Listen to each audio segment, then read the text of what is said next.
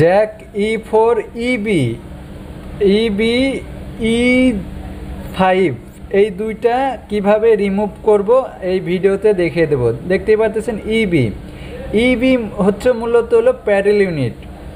Pedal ইউনিটের যদি problem হয়ে থাকে, যেরকম প্যাডেল ইউনিটের যে জ্যাক আছে, জ্যাকটা যদি লুজ কন্টাক্ট থাকে ইবি আসতে পারে, E6 আসতে পারে।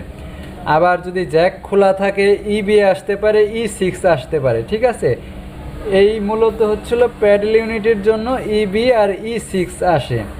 আরেকটা হচ্ছিল সার্কিট থেকে ইবি আসে। যদি আপনার প্যাডেল ইউনিট থেকে যদি সমাধান না হয় তাহলে আপনার সার্কিট বোর্ড থেকে ইবি আসে। ঠিক আছে, এটা সমাধান করতে পারবেন। ঠিক আছে, দেখেন এখন কিন্তু মেশিন চলতেছে। মেশিন যেহেতু চলতেছে তার মানে আপনার ইবি লেখা চলে গেছে, তার মানে আপনার এই জ্যাক লুজ কন্টাক্টের জন্য এটা হয়ে থাকে। ঠিক আছে, এরপরে আমি নেক্সটে চলে যাব। E5 ইরোর কোড কী কারণে আসে দেখেন। মেশিন আমি সুইচ বন্ধ করে আবার প্যাডেলে যখনই পাড়া দিচ্ছি কিছুক্ষণ চলে E5 লেখা আসতেছে। E5 লেখা আসার কারণটা কি? E5 হচ্ছিল মূলত আমার যে পুলি কাভারটা আছে, পুলির যেটা আছে, পুলির সঙ্গে একটা সেন্সর থাকে। আমি আপনাদের দেখাচ্ছি। দেখেন, আবার পাওয়ার সুইচ বন্ধ করে আবার অন করলাম। অন করার পর কিছুক্ষণ চলার পরেই দেখেন এইখানে E5 লেখা আসতেছে।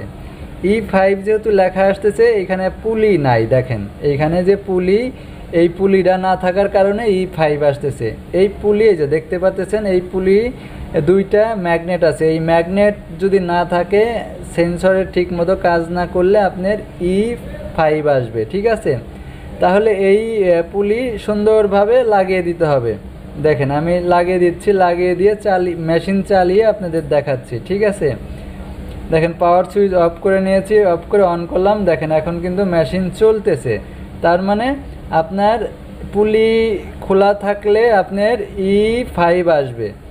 আশা করি আপনারা বুঝতে পারছেন। এরপরে যদি বোঝার কোনো ভুল থাকে তাহলে কমেন্ট বক্সে জানিয়ে দেবেন, চেষ্টা করব আরও ভালোভাবে বুঝিয়ে দেওয়ার জন্য। তাহলে আজকে আমরা দুইটা জিনিস শিখলাম। একটা হচ্ছিল ইবি আসলে কিভাবে রিমুভ করব, আর একটা হলো E5 আসলে কিভাবে রিমুভ করব।